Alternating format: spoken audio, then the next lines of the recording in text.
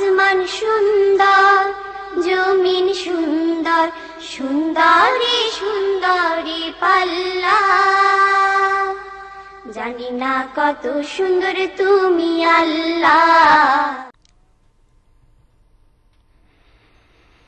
আসসালামু আলাইকুম ওয়া রাহমাতুল্লাহি ওয়া বারাকাতুহু। প্রাণপ্রিয় ভাই বোনেরা, দূর থেকে এবং কাছ থেকে যে যেখানে বসে এই মুহূর্তে আমাদের সাথে যোগ দিয়েছেন, আমাদের সবার প্রিয় অনুষ্ঠান জীবন জিজ্ঞাসা উইথ এনটিভিতে আপনাদের সবাইকে স্বাগতম। ভাই বোনেরা, আশা করছি সবাই অনেক ভালো আছেন, সুস্থ আছেন এবং আল্লাহ রাব্বুল আলামিনকে স্মরণ করা অবস্থায় নিজেদের ঈমানকে দৃঢ় অবস্থায় চর্চা করে আসছেন। প্রিয় ভাই বোনেরা, একটি সপ্তাহ করে আমরা আবারও হাজির হয়েছি আপনাদের প্রিয় অনুষ্ঠান জীবন জিজ্ঞাসা উইথ এনটিভিতে। এই যে একটি সপ্তাহ আল্লাহ রাব্বুল আলামিন আমাদেরকে বাঁচিয়ে রেখেছেন, এই জন্য আল্লাহ রাব্বুল আলামিনের দরবারে শুকরিয়া আদায় করছি এবং পড়ছি আল্লাহ রাব্বুল আলামিনের শেখানো শুকরিয়া আদায় করার মহান তাসবিহ আলহামদুলিল্লাহ। আশা করছি আপনারা সবাই আজকে আমাদের এই অনুষ্ঠানটি উপভোগ করবেন শুরু থেকে শেষ পর্যন্ত। আমাদের প্রত্যেকটি সেগমেন্টে প্রাণবন্তভাবে সবাই থেকে আপনাদের সবার জীবনের জিজ্ঞাসাগুলো আমাদের কাছ থেকে জেনে নেবেন ইনশাআল্লাহ। প্রিয় ভাই বোনেরা, যথারীতি আজকে আমাদের সাথে একজন শেখ উপস্থিত আছেন। আজকে একজন নতুন শেখ আপনাদের সাথে আছেন ইনশাআল্লাহ। আপনাদের সবার জিজ্ঞাসাগুলোর জবাব তিনি ইনশাআল্লাহ দিবেন। আমরা চলে যাচ্ছি শেখের কাছে এবং জেনে নিচ্ছি শেখের কুশলাদি। আসসালামু আলাইকুম ওয়া রাহমাতুল্লাহি ওয়া বারাকাতুহু। ওয়ালাইকুম আসসালাম ওয়া রাহমাতুল্লাহি ওয়া বারাকাতুহু। শেখ কেমন আছেন আপনি? আলহামদুলিল্লাহ। অনেক ধন্যবাদ আপনাকে, অনেক কষ্ট করে আজকে আমাদের এই অনুষ্ঠানে আসার জন্য। তো আমাদের দর্শক ভাই বোনদের উদ্দেশ্যে যদি আপনি কিছু বলতেন। আলহামদুলিল্লাহি রাব্বিল আলামিন ওয়াসসালাতু ওয়াসসালামু আলা সাইয়্যিদিল মুরসালিন ওয়া আলা আলিহি ওয়া আসহাবিহি আজমাইন, আম্মা বা'দ। আমরা আমাদের মহান মালিকের দরবারে, তার দরবারে আলিশানে লক্ষ কোটি সুজুদ এবং শুকরিয়া জ্ঞাপন করছি, যিনি আমাদেরকে সুস্থ রেখেছেন, আমাদেরকে এই দুনিয়াতে এমনি এমনি ছেড়ে দেননি। এই দুনিয়াতে মাত্র একটা সময় সীমা বেঁধে দিয়ে আমাদেরকে পথ দেখিয়ে দিয়েছেন। যে জান্নাত থেকে আমাদের পিতামাতা এসেছেন, সেই জান্নাত হলো আমাদের পৈতৃক সম্পত্তি। সেই জান্নাতে আমরা আবার কিভাবে পৌঁছে যেতে পারি, গো ব্যাক করতে পারি, সেই জন্য আমাদেরকে পথ নির্দেশ দিয়েছেন, কোরআন দিয়েছেন এবং রসুল পাঠিয়েছেন। তো আমরা সর্বাবস্থায় মহান মাবুদের দরবারে শুকরিয়ার মস্তক অবনত করছি। সবাই বলছি আলহামদুলিল্লাহ। আলহামদুলিল্লাহ। জি শেখ, অনেক ধন্যবাদ শেখ। সরি, আমরা আসলে আলহামদুলিল্লাহ, শেখ আজকে অনেক কষ্ট করে এসেছেন, এই জন্য শেখকে আবারও ধন্যবাদ জানাচ্ছি। শেখ, আমরা একটা কলার নিয়ে নিচ্ছি ইনশাল্লাহ। আমাদের একজন কলার আছেন। আসসালামু আলাইকুম ওয়া রাহমাতুল্লাহি ওয়া বারাকাতুহু। ভাইয়া সরি, আপনার টিভির ভলিউমটা কমিয়ে দিবেন প্লিজ।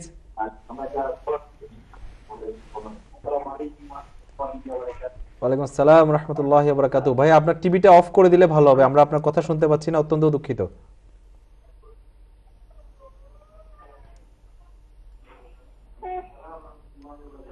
জি ভাইয়া, ওকে। আমার মনে হচ্ছে লাইনটি কেটে গিয়েছে। আমি যিনি কল করেছিলেন, আশা করছি আপনি আবারও কল করবেন। তো শেখ, এখন আমরা একটি সপ্তাহ ঘুরে আলহামদুলিল্লাহ আমরা আজকে এখানে এসেছি। তো আমি যদি একটু বাংলাদেশের দিকে ফিরে যেতে চাই, খুব খবর পাচ্ছি বা দেখতে পাচ্ছি যে বাংলাদেশে খুব বেশি ঠান্ডা পড়ছে। এই যে ঠান্ডা পড়াটা মানুষের আসলে কি করণীয়, কি আপনার কি পরামর্শ আসলে মানুষের জন্য, মানে এটার সিগনিফিক্যান্ট ব্যাপারগুলো কি হতে পারে? আসলে আল্লাহ রাব্বুল আলামিন আমাদেরকে যাকে যেখানে যে অবস্থায় রেখেছেন, সেই অবস্থায় আল্লাহর শুকরিয়া আদায় করা, এটা হলো একজন মুমিনের দায়িত্ব। অবশ্যই এই কথাটা যারা খুব সুখে আছে তাদের মুখ থেকে বলাটা খুব সহজ, কিন্তু যারা অতি কষ্টে দিন যাপন করছেন, খুব কষ্ট সহ্য করে কোনো রকম বেঁচে আছেন, তাদের মুখ থেকে এই কথাটা বাইরে হওয়া আসলে কঠিন। সেজন্যই আল্লাহ রাব্বুল আলামিন যখন এই রসুলকে তো পাঠিয়েছেন ওহী আসার 40 বছর আগে, উনি যখন পরিপূর্ণ একটা বয়সে পৌঁছছেন তখন ওহিটা আসলো, উনি রসুল হলেন। সর্বপ্রথম যেই কথাটা আসলো সেটা হলো ইকরা, পড়ো বা জ্ঞান অর্জন করো। একজন মানুষ সে যদি আল্লাহকে চিনতে পারে, একটি সংক্ষিপ্ত সময়ের জন্য আল্লাহ রাব্বুল আলামিন আমাদেরকে এই দুনিয়াতে পাঠিয়েছেন, এটা যদি আমরা পদে পদে বুঝি, সর্বাবস্থায় আমরা আল্লাহকে খুশি রাখবো, এই কথাটাও যদি আমাদের মাথায় থাকে, তাহলে যতই কষ্টই আসুক না কেন একজন মুমিন সে কোনোদিন এই ঈমান হারা হয় না। সে কোনোদিন সর্বাবস্থায় সে আল্লাহর শুকরিয়া আদায় করে। কারণ আল্লাহ রাব্বুল আলামিন আমাদেরকে দুনিয়াতে পাঠিয়েছেন, আবার আমরা দুনিয়া থেকে চলে যাব। কুল্লু নাফসিন যায়কাতুল মউত ওয়ালা নাবলুয়াকুম বিশ-শাররি ওয়াল খায়রি ফিতনা। একটু আপনাকে থামিয়ে দিতে চাই, একজন কলার আছেন। আসসালামু আলাইকুম ওয়া রাহমাতুল্লাহি ওয়া বারাকাতুহু। আসসালামু আলাইকুম। ওয়ালাইকুম আসসালাম ওয়া রাহমাতুল্লাহ। বোন, আপনার প্রশ্নটা করেন।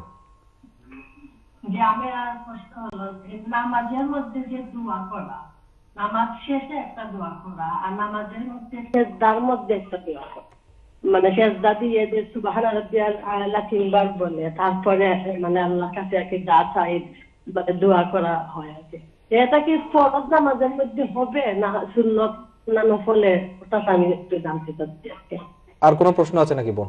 হ্যাঁ, আরেকটা প্রশ্ন হলো নামাজে সামন দিয়ে বাচ্চারা ঘোরাফেরা বা মানে বড় মানুষ ঘোরাফেরা করলে কি হয়? আমি জানি মানুষ বলে পারে না, যাইও না সামনে দিয়ে, কি হয় এটা আমি আসলে জানি। জি, এই প্রশ্নের উত্তর যদি দিতেন আমি খুব খুশি হব। অনেক ধন্যবাদ বোন। আশা করছি আপনি আমাদের সাথেই থাকবেন প্রশ্নের উত্তর পাওয়ার জন্য। আসসালামু আলাইকুম ওয়া রাহমাতুল্লাহ। শেখ, প্রশ্নগুলো বুঝেছেন কিনা? বুঝছি। প্রথম প্রশ্ন হচ্ছে যে এই নামাজের মধ্যে যখন সেজদায় সুবহান রাব্বিয়াল আলা বলার পরে যে দোয়ার কথা বলছেন আর কি, জি এটা যখন জামাতে পড়া হয় তখন ইমামের পিছনে তো বেশি সময় থাকে না, জি তখন সুবহান রাব্বিয়াল আলা এটা সুন্দর করে বেজোড় 3 বার বা 5 বার বা 7 বার যতবারই পড়া যায় জি ওটাই পড়া উচিত। আর ইমাম যদি লম্বা করেন জি তাহলে ও এই দোয়া পড়া যেতে পারে। তবে ব্যক্তিগতভাবে যখন এই নামাজ পড়া হয় তখন এই দোয়াগুলো বা মানে সুবহান রাব্বিয়াল আলা এর পরে এই দোয়াগুলো পড়া উচিত।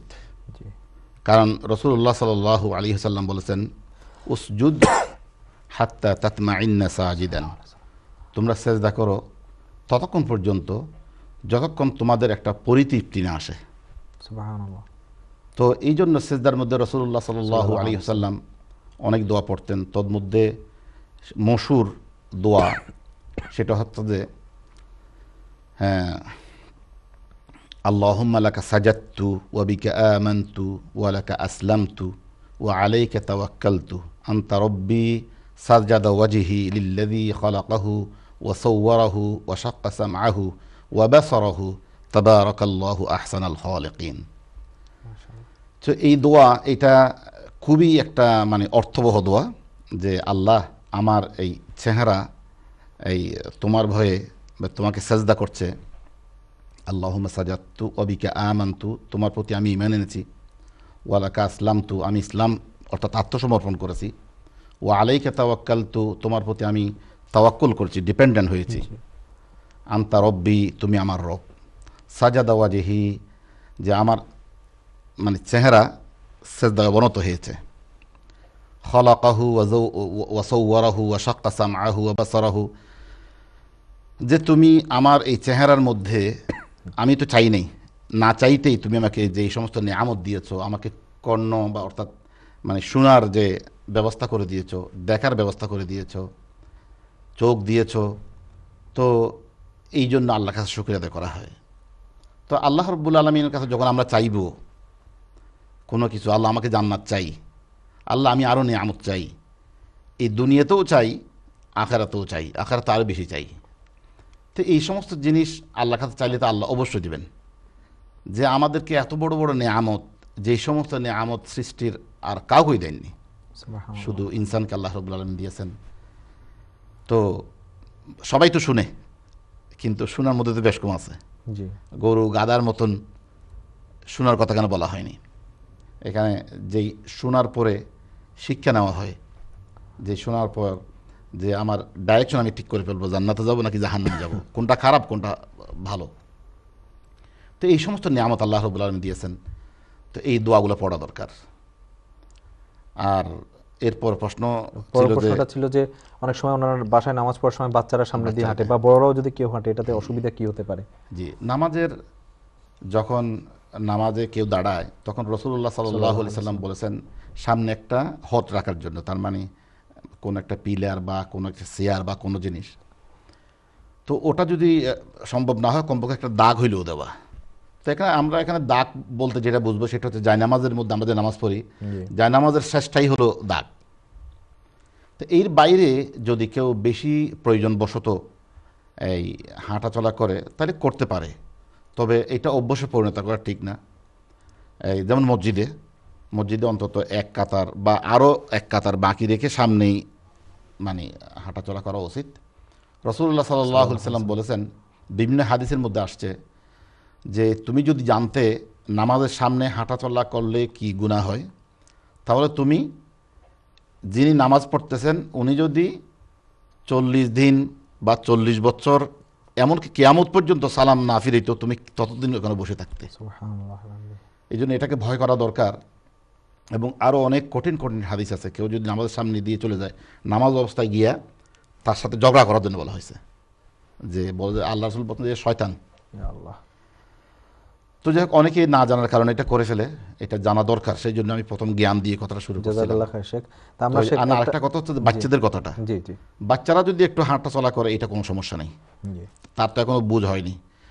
তাকে যদি ওখান থেকে বারণ করা হয় বা তাকে যদি খুব মানে ধমক দেওয়া হয়, তাহলে সে নামাজটাকে একটা বিরক্তিকর জিনিস মনে করবে। সেই জন্য বাচ্চাদের সাথে এটা করার দরকার নেই। জাযাকাল্লাহ খাইর শেখ। যে বোন প্রশ্নটি করেছেন, আশা করছি আপনার প্রশ্নের সুন্দর জবাব পেয়েছেন শেখের কাছ থেকে। আমাদের কলার আছেন সাথে। আসসালামু আলাইকুম ওয়া রাহমাতুল্লাহি ওয়া বারাকাতুহু। আসসালামু আলাইকুম।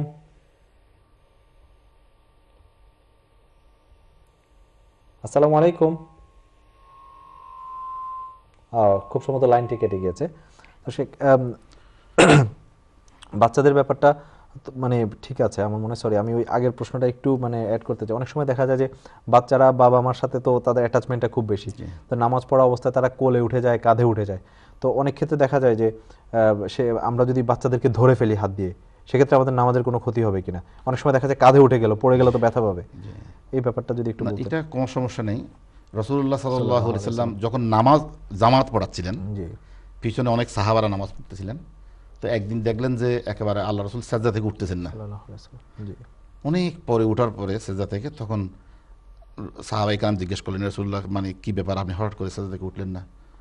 তো আমি যখন সেজদা গেলাম তখন হাসান হোসেন এসে আমাকে মানে গোড়া বানাইছে আর কি, আমার পিঠের উপর উঠে ওরা গোড়া চালাচ্ছে।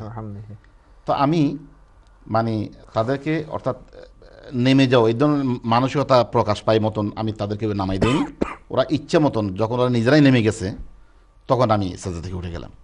তো এখান থেকে আমরা এই শিক্ষা পাই যে বাচ্চাদেরকে আমরা, এবং সাহাবীদের মধ্যে এমন এমন ঘটনাও আছে যে বাচ্চা কাঁদতেছে, বাচ্চাকে কোলে নিয়ে নামাজ পড়তেছে, আবার যখন রুকু থেকে তখন ওইভাবে আরেক পজিশনে রেখে আবার রুকু করছেন, আবার কোলে নিয়েছেন, আবার সেজদার সময় আবার বাচ্চা ব্যথা না পায় মতন ওই সেজদা করেছেন।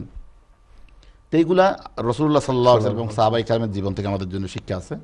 বাচ্চাদের জন্য কোনো সমস্যা নেই, বাচ্চারা কোলে উঠতে পারে, এবং বাচ্চাদেরকে আপনি হাতে বা মানে ছোট বাচ্চা হলে কোলে টোলে রাখতে পারেন, একটু বড় হইলেও ধমক দেওয়ার দরকার নেই, মানে পিঠের উপর যদি উঠে অসুবিধা নেই, এটা বাচ্চা করবেই, এটার জন্য কোনো সমস্যা নেই। অনেক ধন্যবাদ শেখ। আর যেহেতু নামাজের প্রসঙ্গে আছে, একটা ছোট্ট ব্যাপার জেনে নিতে চাই যে অনেক সময় অবশ্যই মসজিদে, পুরুষদের জন্য মসজিদে গিয়ে নামাজ পড়াটাই হচ্ছে মানে হুকুম আর কি। তো এই ক্ষেত্রে আমার একটা জানার বিষয় হলো, অনেক সময় দেখা যায় বাসায় ছোট বাচ্চা থাকে যারা একটু কান্নাকাটি করে, বাবা চোখের আড়াল হলে, দেখা যায় সারাদিন কাজে থাকে, এখন বাসায় আসলো নামাজ পড়তে যাবে মসজিদে, দেখা যায় এই সময় বাচ্চাটা টেনে ধরলো না, যেতে পারবা না বা এই অবস্থা। তো এই ধরনের ক্ষেত্রে কি আসলে বাসায় নামাজ পড়লে এটা ঠিক আছে কিনা, এটা যদি একটু বলতেন। এটা তো একটা কঠিন প্রশ্ন, কারণ বাচ্চা আল্লাহ রাব্বুল আলামিন তো আমার সৃষ্টিকর্তা। আল্লাহ যেটা আমাকে অর্ডার করছেন এর সামনে যাতে কোনো জিনিস বাধা না হয়। তো বাচ্চা তো সে বুঝে শুনে বাধা দিচ্ছে না, এখন সে আবদার করতেছে যে না আমাকে তুমি যেতে পারবে না, তখন এই ক্ষেত্রে এই বাচ্চাকে সহ যদি নিয়ে যাওয়া যায় এটা ভালো। আর বাচ্চাকে যদি নেওয়া সম্ভব না হয় তাহলে আস্তে আস্তে বাচ্চাকে বোঝানো দরকার কারণ বাচ্চাদেরও কিন্তু অনেক বুদ্ধি আছে। জি মাশাআল্লাহ। বিজ্ঞানীরা বলতেছে 6 মাসের একটা বাচ্চা তার কনসাসনেসটা, মানে 6 মাসের বাচ্চার মধ্যে 16 বছরের একজন বাচ্চার কনসাসনেস এসে যায়। সুবহানাল্লাহ। তো এটা বোঝানো দরকার। এটা এমন না যে বাচ্চা চাচ্ছে না সেই জন্য আমি মসজিদ বাদ দিয়ে দিলাম, এটা হতে পারে না। মসজিদকে অবশ্যই ফার্স্ট প্রায়োরিটি দিতে হবে, এরপরে বাচ্চাকে কিভাবে ম্যানেজ করা যায় এটা দেখতে হবে আর কি। আচ্ছা, জাযাকাল্লাহ খাইর। তো প্রিয় ভাই বোনেরা যারা আমাদের সাথে ছিলেন এতক্ষণ পর্যন্ত, আশা করছি আমাদের সাথে থাকবেন। আমাদেরকে যেতে হচ্ছে একটি বিজ্ঞাপন বিরতিতে। আপনারা যারা আমাদেরকে কল করেছিলেন সবাইকে ধন্যবাদ জানাচ্ছি। পরবর্তী সেগমেন্টগুলোতে অনেক বেশি কল পাবো, আপনাদের প্রশ্ন পাবো, সেই আশাবাদ ব্যক্ত করে আমরা চলে যাচ্ছি একটি বিজ্ঞাপন বিরতিতে। সবাইকে অনেক ধন্যবাদ। আসসালামু আলাইকুম ওয়া রাহমাতুল্লাহি ওয়া বারাকাতুহু। আসমান সুন্দর, জমিন সুন্দর, সুন্দরী সুন্দরী পাল্লা। জানি না কত সুন্দর তুমি আল্লাহ।